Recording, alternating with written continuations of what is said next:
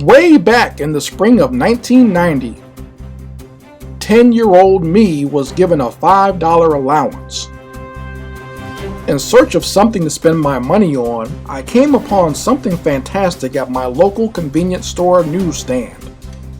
It was then that I started a lifelong obsession with the gold standard of sequential art, the comic book. Now, as an old man, I have decided to open up some old boxes and dig into my comic book collection. I decided it's time for me to review and analyze the illustrations and artists that made me comics crazy. Hey everyone, this is Chris Crazy House, and I'd like to welcome you one and all to an all-new episode of Chris Crazy House Presents Comics Crazy.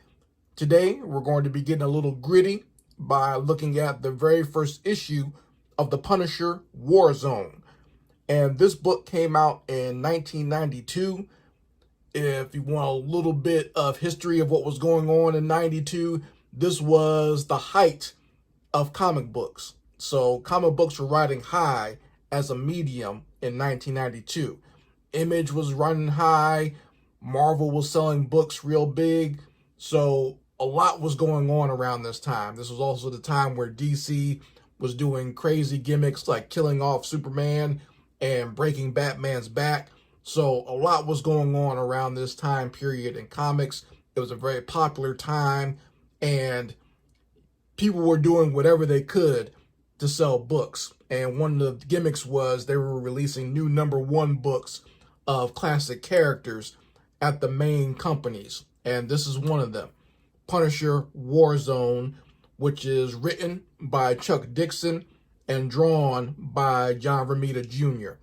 And I feel that, even though there are people who are critics of John Romita Jr. and his style, I think he really does shine and flourish when it comes to characters like the Punisher.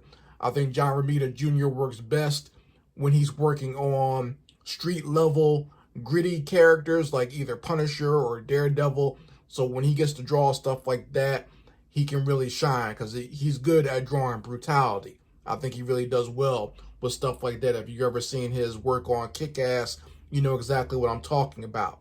So we're going to be looking at Punisher Warzone #1, and this is the first printing. This is where they actually had the die cut cover. So that was another big gimmick back during 1992 when comics were riding high, having gimmick covers. And this was one of the covers. They had like a die cut of, a crack in the cover. It is kind of like almost like a cardboard type, and you can see like bullet holes and everything. This cover also reaches all the way around, so you get a full view of the Punisher shooting his Uzis at you and bullets flying everywhere and die cut. They went all out with this cover. Okay, and like I said, I understand because comics were riding high at this point. People were trying to get in there and make sure they can make as much money as possible. And a whole new #1 with a established character, and also more violent characters like this were a lot more popular. So, you could have a character that shoots and kills people and still be popular around this time.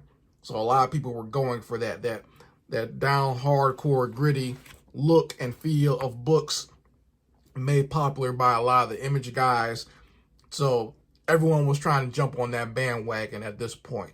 And the Punisher was one of the original characters that didn't mind killing, and they made sure to put him front and forward in new books and as many appearances as they could during this time. So we're going to crack it open and take a look at this book here. So not only is the front cover a spread, you also got a spread as soon as you open it up. And this is actually an image from the inside the book, so this is actually an internal page. But what they did was they took the image, they resized it, and they recolored it, okay, just to add some more effect to it. They added the red highlights and stuff. So I'll show you where that image is inside this book. But they got the Punisher shooting, and you got his logo right there, which appears when you fold over the die cut cover. But when you open it up, you get the full view of his logo and him shooting up some goons on the other page. So, like I said, a lot of artwork and a lot of gimmicks put into this book. I appreciate that. I don't recommend people do that all the time, but for a first issue, they were pulling out as many gimmicks and as many tricks as they could for this book, and I appreciate it. I enjoyed it thoroughly. So let's look inside here, and starting right off the bat with this splash page. If this doesn't get you hooked as far as checking out what the story is going to be about, I don't know what does. Okay, you have one cop dead on the floor, a female cop being held hostage by a goon here, and you got the Punisher, and all in shadow, and the only thing you can really see is that he's holding guns, but he's also got his logo showing. So I don't know how you can not be hyped by something like this. This kind of drops you right into the middle of the story. Basically, anyone who's picking up this book at this point knows who the Punisher is. They know what he's about. So the fact that they could just easily start out, they don't have to rehash his origin or anything like that, but they can just drop you right in the middle of a story like this. And the Punisher, because he's such a very simple character, works with stuff like this. You know he's a vigilante. We know he kills criminals.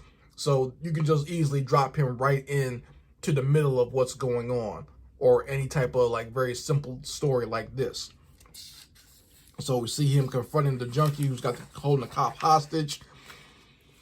And before the junkie can even do anything, Punisher pops him with one of his Uzis here, and it hits the guy right in the stomach. And it looks like, I think he actually grazes the cop, by the way. So Punisher doesn't give a damn. Obviously, he doesn't want innocent people to be hurt per se, but he also is very careless in what he's doing. And he winds up popping the criminal here. And we also get a chance to see that there are actually some children hiding in the closet. So Punisher really wants to make quick work of this criminal here. Now, apparently this guy was a snitch, and not really a snitch for the police, but for the Punisher. So anytime the Punisher needed some extra information about what was going on the street, he would come to this guy right here and get it from him. But now that this guy has committed a crime where he's took an innocent life of a cop and some other folks, and has held this other female cop hostage, the Punisher has decided that this guy has outlived his usefulness. And we get a very special splash page right here. This was done a lot in '92 as well, where you had these pages that you had to kind of flip around to really get the idea of what was going on. So we get a double splash page of the Punisher popping the junkie / snitch right in the face. And very cool shot of the Punisher looking down very menacingly.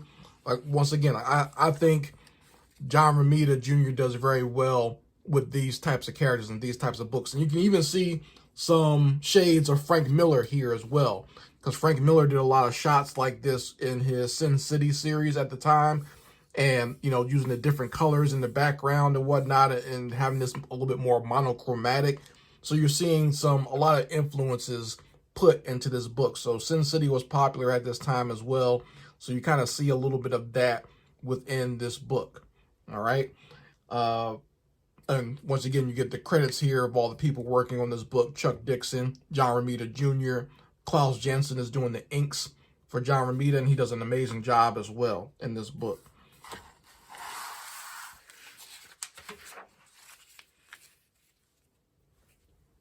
So switching back to the story and switching back to our regular vantage point of a comic, we see that the female cop actually wants to arrest the Punisher at this time, but he's not hearing it. He's like basically saying, like, you know what? If you want to shoot me, go right ahead. Do whatever you feel like you have to do. And he winds up just walking right out of the scene. So, and at the bottom here, another very popular thing that was going on at this time was having like these little screens here where you have news reports. Frank Miller did it. Rob Liefeld did it. Todd McFarlane did it. And now you got John Romita Jr. doing the same kind of gimmick here of the police officer who was inside being interviewed by the media. You can also see here just a quick little ad and just a little quick reminder of what was going on at this time. So Marvel was selling big merchandise at the time with a lot of the popular artists that had come through there, like Todd McFarlane, Jim Lee, Rob Liefeld, and that was part of the issue that those guys had with Marvel, is the fact that Marvel was selling all this merchandise and they weren't getting any of it. They were creating new characters, creating great artwork, and Marvel was selling all types of stuff with their artwork and not sharing the wealth. So that's one of the reasons they left and formed Image Comics in the first place.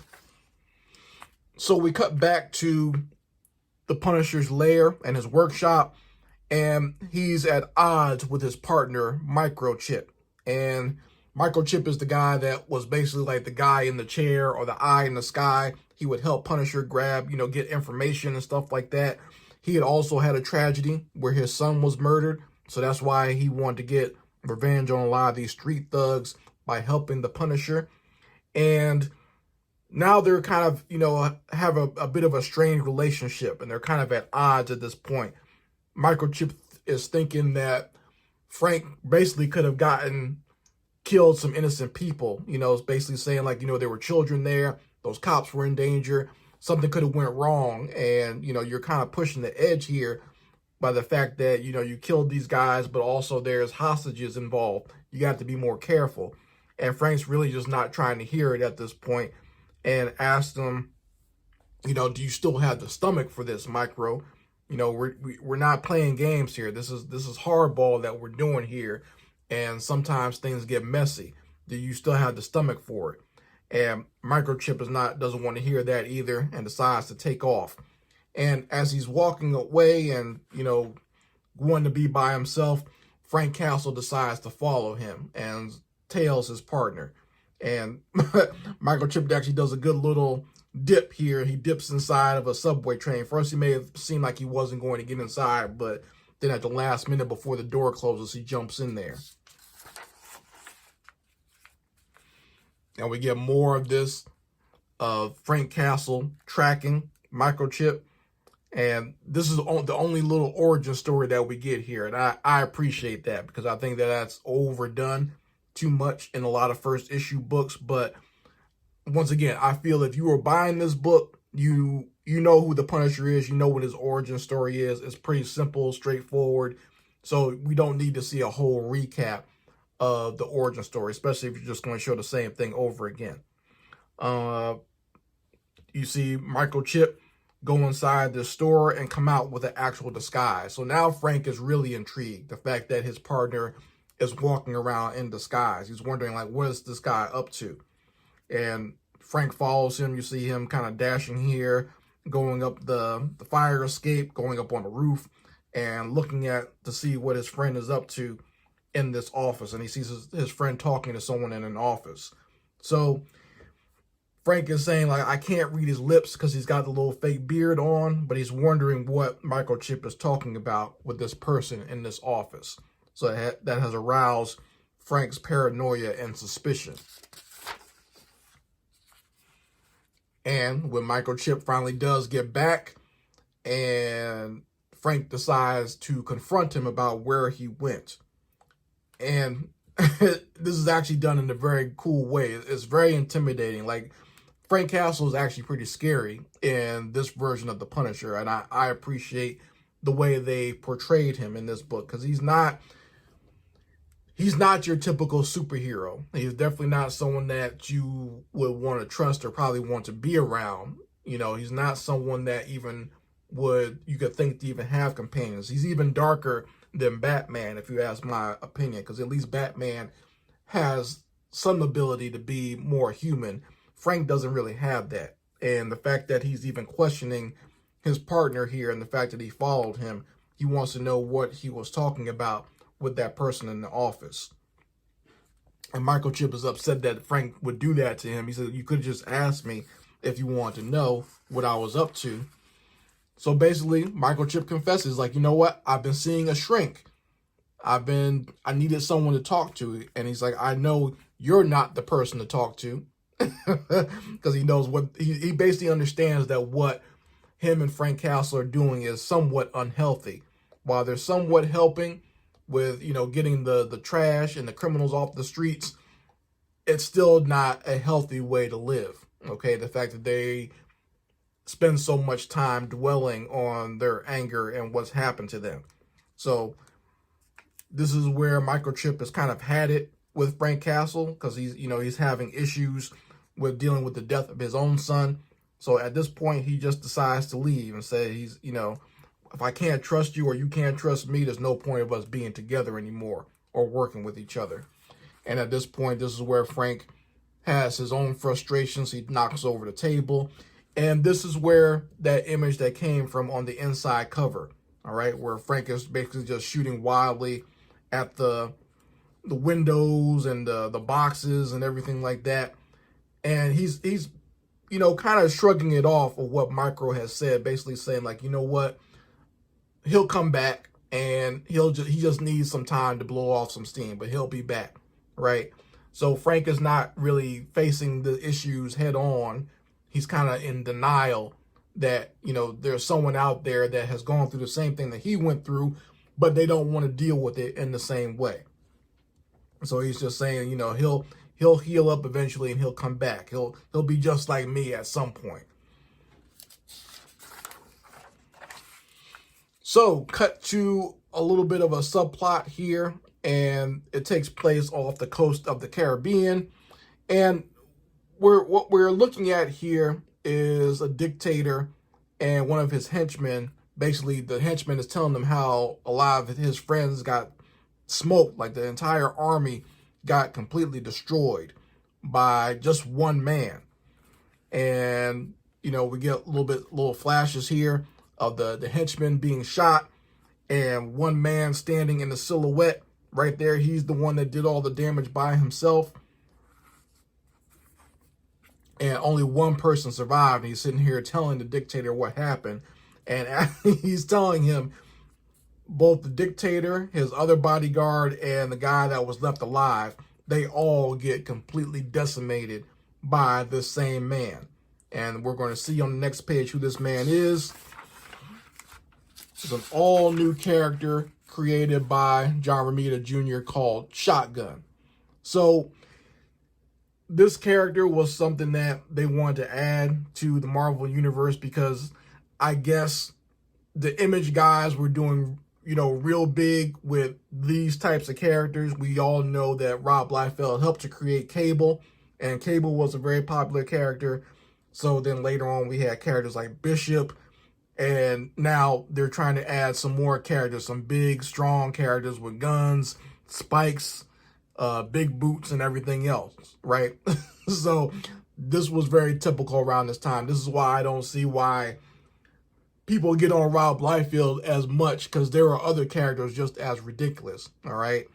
But it's funny because, ironically, you actually do see an ad for Youngblood right next to this image. And this is what the 90s, the early 90s in comic books, or at the height of comic books, this is what it was all about. Dudes with big guns and spikes. And anyone who was a young boy at this time, let's stop fronting and acting like we didn't like this. Let's stop pretending like we weren't the ones driving the sales for these books, because we were, all right? I can freely admit that I enjoyed stuff like this. And this type of stuff wasn't just going on in comics. If we look at movies from this time period, all the action movies, Schwarzenegger, Stallone, Van Damme, Seagal, even like some lower tier ones like Jeff Speakman and Mark Dacascos, all that stuff was popular around this time. So this type of tough guy showcasing an attitude and action heroes and whatnot, a lot of this stuff was going on around this time. So that's why I always say I don't see why people just blame Rob Liefeld or just fall down on him when this was what was popular at this time. We can't just get on him for that. But getting back to the story, and let me get off my soapbox here, just letting you know this character's name is Shotgun, and he was the archetype for heroes at this time. And he's almost being set up almost as like an antagonist for Punisher, but later on we find out that they were actually old war buddies, and he actually comes to help Frank Castle. So Frank wakes up. He's looking for Micro, thinking Micro's back, but Micro's not there. So he's like, whatever. It's time for me to get out there and go to work. So now we cut over to this Asian restaurant. And really, this Asian restaurant is actually a front for the triads. And really what they got going on back here is they're just laundering money and counting their money in the background. But they're being robbed by some stick-up boys, because the stick-up boys have figured out where the money is, so they're coming to rob the payroll of the triads. And we see these goons come in here with their masks on, and they're going in the back. They took some money, and they're running out the store, about to get in their car. And right when they get in their car, they realize that their getaway driver is dead. And right on top of the car, we got the Punisher once again. He got a tip and figured out what was going on. And we got the Punisher crouched down on top of this car, on the roof of the car, shooting at these goons here. And once again, very well done scene. Very well done artwork done by John Romita Jr. of the Punisher shooting at the criminals. And we get to see him in his full glory. Different shots coming out. We see the bullets streaming outward.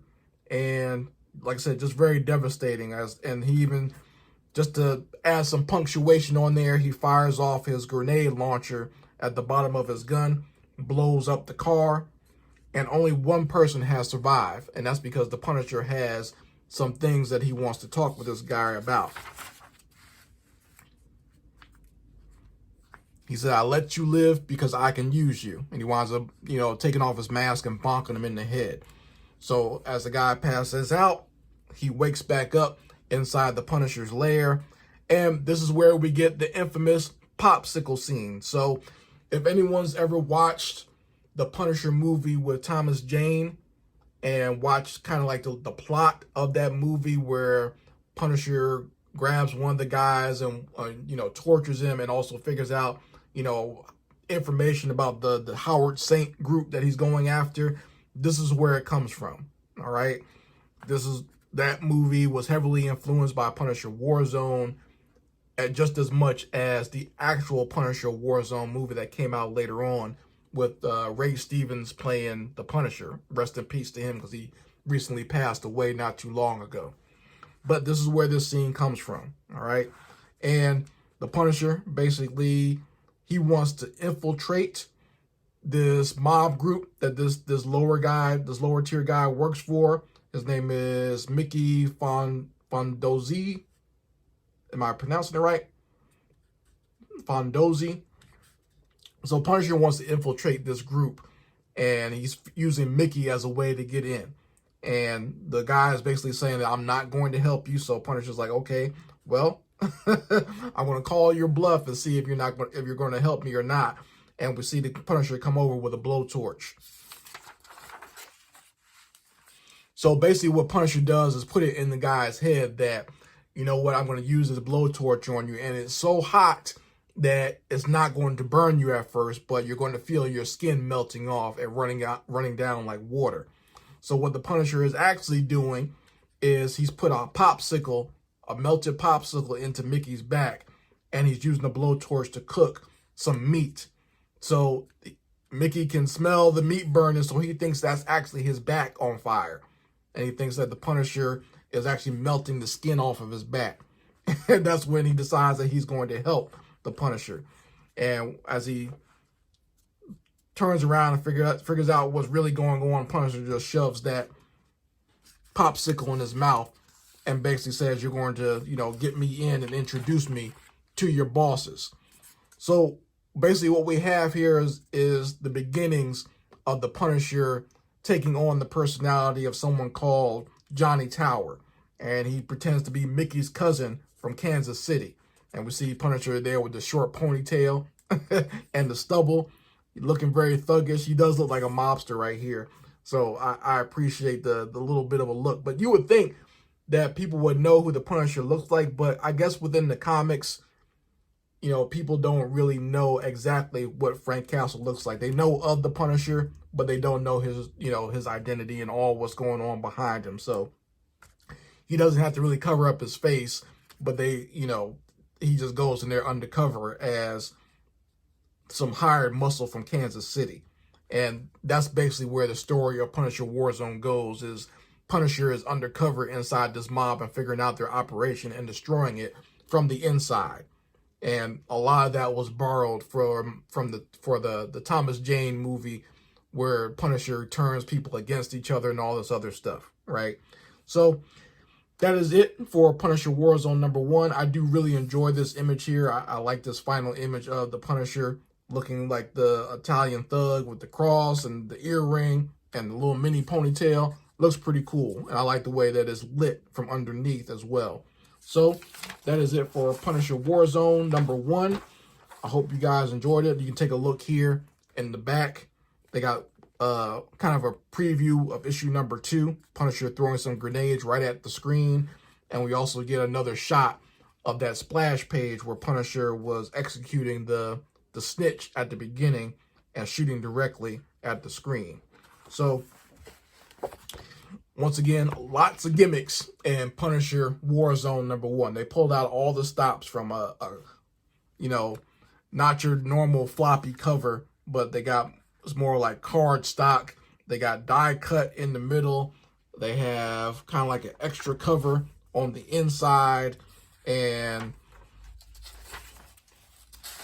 flip around splash pages on the inside. So they did a lot for this book. They went all out as far as whatever gimmick they could think of from the early 90s. They kind of threw into this book to get people to pick it up, because it's actually a little bit more expensive than your average comic around this time. More comics were getting a little bit more expensive, but they usually weren't $2.25.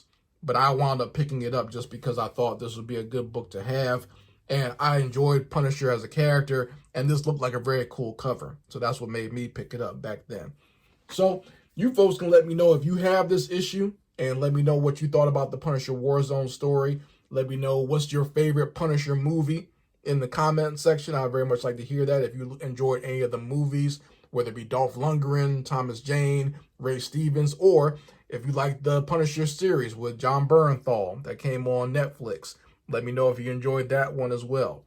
So for all things Punisher, you can let me know in the comments section. If you enjoyed me doing this review of this comic book, make sure you go ahead and like this video, and make sure you go ahead and subscribe to this channel so you'll be able to pick up on the next episode of Chris Crazy House Presents Comics Crazy. Anyway, folks, this is Chris Crazy House signing out. Peace.